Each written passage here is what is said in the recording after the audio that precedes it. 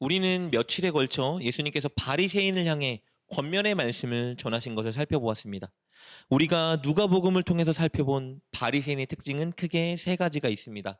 첫째, 바리새인들은 남을 실족시키는 사람들이었습니다. 그들은 가난한 자, 연약한 자, 소외된 자들과 함께하지 않고 오히려 그들을 자신들과 급이 다른 죄인이라 여기며 그들을 실족시켰습니다. 둘째, 바리새인들은 용서하지 않는 사람들이었습니다. 그들은 결코 죄인들을 용서하거나 용납하지 않고 오히려 늘 정죄했습니다. 셋째, 바리새인들은 교만한 사람들이었습니다. 늘 자신의 행위를 사람들에게 보이려고 그것에 대해 인정받으려고 노력했던 사람들입니다. 오늘 본문은 예수님께서 제자들에게 올바른 태도에 관한 교훈을 주시는데요. 그것은 바리새인과 완전히 반대되는 태도를 갖는 것입니다. 첫째, 남을 실족시키지 않으려는 태도. 둘째, 남을 용서하려는 태도. 셋째, 겸손하려는 태도입니다. 이것은 하나님 나라를 살아가는 자들이 마땅히 가져야 하는 태도입니다. 먼저 첫 번째 교훈을 살펴보겠습니다. 예수님은 제자들에게 남을 실족시키지 않는 자가 되라 말씀하십니다. 1절, 2절 말씀입니다. 예수께서 제자들에게 이르시되 실족하게 하는 것이 없을 수는 없으나 그렇게 하게 하는 자에게는 화로다. 그가 이 작은 자 중에 하나를 실족하게 할진대 차라리 연자 맷돌이 그 목에 매어 바다에 던져지는 것이 나으니라. 실족하게 한다는 것은 누군가 하나님을 믿게 하는 것에 장애를 준다든지 혹은 죄를 짓게 만드는 것을 의미합니다. 즉 하나님과 멀어지게 만드는 것을 의미하는데요. 우리가 흔히 하는 말로 시험 들게 하는 것입니다. 바리새인들은 백성들에게 과한 지침 사항을 만들어 하나님께 온전히 나아가는 것을 방해하고 있었습니다. 도움을 필요로 하는 가난하고 약한 자들을 거들떠보지도 않았고 그들과 섞이지도 않았습니다. 오히려 그들을 죄인이라 정죄하면서 그들이 낙심하여 하나님의 긍휼과 은혜를 바라지 못하도록 만들어 버렸습니다. 이런 사회적인 상황 속에서 예수님은 제자들에게 남을 실족하게 하지 않도록 노력하라 말씀하십니다. 사람을 실족하게 하는 것은 마치 사람들의 목에 맷돌을 메어 바다에 던지는 것과 같다 말씀하십니다. 실족하여 하나님을 떠나게 되는 사람은 다시 그 생명의 길로 진리의 길로 돌아오기가 그만큼 어렵다는 것을 교훈해주고 있는 것입니다. 우리는 지난 본문을 통해서 한 영혼이 하나님께 회개하고 돌아올 때 하나님이 얼마나 기뻐하시는지 살펴본 적이 있습니다.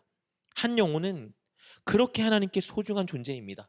그러므로 우리는 그 한 영혼이 실족하여 하나님과 멀어지지 않도록 늘 조심하고 노력해야 할 것입니다. 두 번째 교훈입니다. 예수님은 제자들에게 용서하는 자가 되라 말씀하십니다. 3절 말씀입니다. 너희는 스스로 조심하라. 만일 내 형제가 죄를 범하거든 경고하고 회개하거든 용서하라. 오해하지 말아야 될 것은요. 용서가 어떤 잘못을 해도 그냥 품어주고 받아주는 것은 아닙니다. 예수님은 형제가 죄를 범하거든 경고하라고 말씀하시는데요. 이 경고하라는 말을 원어로 보면요. 훈계하고 질책하라는 의미입니다. 형제가 죄를 범할 때에는 훈계와 질책이 필요합니다. 물론 그 훈계와 질책의 근간에는 형제를 사랑하는 마음과 그를 위하는 마음이 있어야겠죠. 그렇게 사랑하고 위하는 마음으로 형제를 훈계하고 질책할 때 그가 회개하면 반드시 용서해주고 용납해주라 말씀하고 계십니다. 바리새인들은 죄인을 결코 용납하지 않았습니다. 그러나 예수님은 제자들에게 형제가 진심으로 회개한다면 언제든지 용서하고 용납하라 말씀해 주십니다. 4절 말씀입니다. 만일 하루에 7번이라도 내게 죄를 짓고 7번 내게 돌아와 내가 회개하노라 하거든 너는 용서하라 하시더라. 예수님의 이 요구를 들은 제자들은 이 일이 결코 쉽지 않은 일이라는 것을 알았습니다.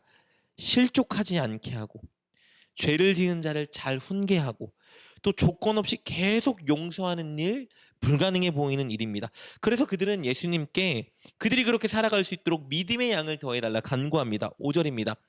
사도들이 주께 여짜오되 우리에게 믿음을 더하소서 하니 순종할 수 있도록 믿음의 양을 더 채워달라 말하고 있는 것입니다.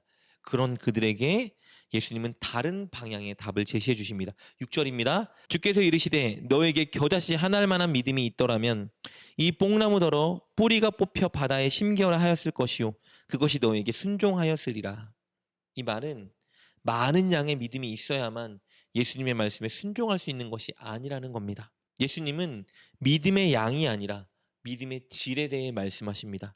즉 온전한 믿음과 그에 따른 행함이 중요하다는 것을 말씀해주고 계시는 거예요. 진정으로 예수님이 누구신지 알고 믿고 예수님을 신뢰하여 예수님 주신 말씀에 그저 순종하려 할 때 예수님의 유고에 순종할 수 있다 말씀해주고 계시는 겁니다. 당시에 뽕나무는 뿌리가 깊이 박히고 거대하게 자라기 때문에 결코 사람의 힘으로는 그 뿌리를 뽑을 수 없었다고 합니다. 그런데 온전한 믿음이 있다면 그 뽕나무에게 명하여 바다에 심게 만들 수 있다고 말씀하십니다. 이것은 온전한 믿음이 있다면 불가능한 일이 없다는 의미입니다. 즉 불가능해 보이는 예수님 말씀에 순종할 수 있다는 의미예요. 형제를 실족하지 않게 그를 위해 늘 배려할 수 있고 또 형제를 언제든지 용서할 수 있다는 말입니다. 예수님을 믿고 그냥 용서하면 된다는 의미입니다. 이어지는 세 번째 교훈입니다. 예수님은 제자들에게 겸손하라 말씀하십니다. 바리새인들은 율법의 요구사항을 지키고 난 후에 늘 교만했습니다. 자신들의 의를 내세웠습니다. 그러나 하나님 나라의 백성들은 아무리 힘들고 어려운 일에 순종한다 하여도 늘 겸손해야 합니다. 왜냐하면 나의 능력, 나의 인성, 나의 지혜로 순종하는 것이 아니라 하나님의 도움과 은혜로 순종할 수 있었기 때문입니다. 우리 7절부터 10절까지 말씀 볼까요? 너희 중 누구에게 밭을 갈거나 양을 치거나 하는 종이 있어 밭에서 돌아오면 그더러 곧 와서 앉아서 먹으라 말할 자가 있느냐? 도리어 그더러 내 먹을 것을 준비하고 띠를 띠고 내가 먹고 마시는 동안에 수종 들고 너는 그 후에 먹고 마시라 하지 않겠느냐? 명한 대로 하였다고 종에게 감사하겠느냐? 이와 같이 너희도 명령받은 것을 다 행한 후에 이르기를 우리는 무익한 종이라 우리가 하여야 할 일을 한 것뿐이니라 할지니라. 종은 밭에 나가서 열심히 일하고 난 후에 집에 돌아오면 주인이 먹을 음식을 준비하고 차려야 합니다. 그리고 주인이 식사할 때에는 주인의 수종을 들기 위해 준비하고 있어야 됩니다. 즉 바깥 일을 열심히 하고 집안에서도 열심히 일하고 종으로서 맡겨진 일에 최선을 다해야 합니다. 그러나 그렇게 했다고 해서 종이 주인에게 자신의 신실함과 노력을 내세울 수 없습니다. 이런 내게 감사하십시오 요구할 수 없다라는 거예요. 내 수고와 노고를 앞세우며 자랑할 수가 없습니다. 왜냐하면 종이기 때문입니다. 당연히 종이 해야 될 일을 한 것이기 때문이에요. 예수님의 제자들도 마찬가지입니다. 예수님 말씀에 순종하는 것은 그들이 마땅히 당연히 해야 할 일을 한 것입니다. 누군가에게 자신의 의와 노력을 내세울 만한 일이 아니라는 거예요. 그리고 그것을 자신의 힘으로 한 것이 아니기 때문에 하나님이 주신 믿음과 능력으로 한 것이기 때문에 그는 그저 겸손해야 합니다.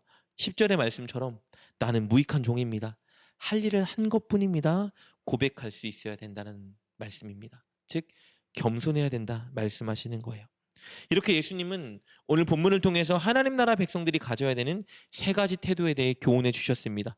그리고 하나님 나라의 백성인 저와 여러분을 향해 주시는 말씀입니다.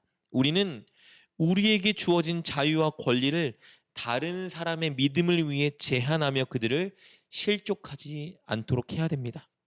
우리는 잘못된 선택이나 죄를 짓는 사람들을 사랑하는 마음으로 교훈하고 권면해야 합니다.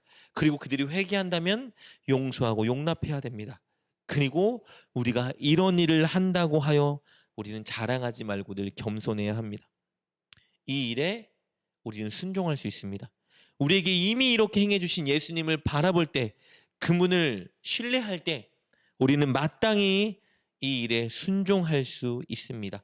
사랑하는 여러분, 더 많은 믿음, 더 큰 믿음이 필요하다는 핑계 대지 마시고 나는 못한다, 할 수 없다 말하지 마시고 그저 들은 말씀에 순종하십시오.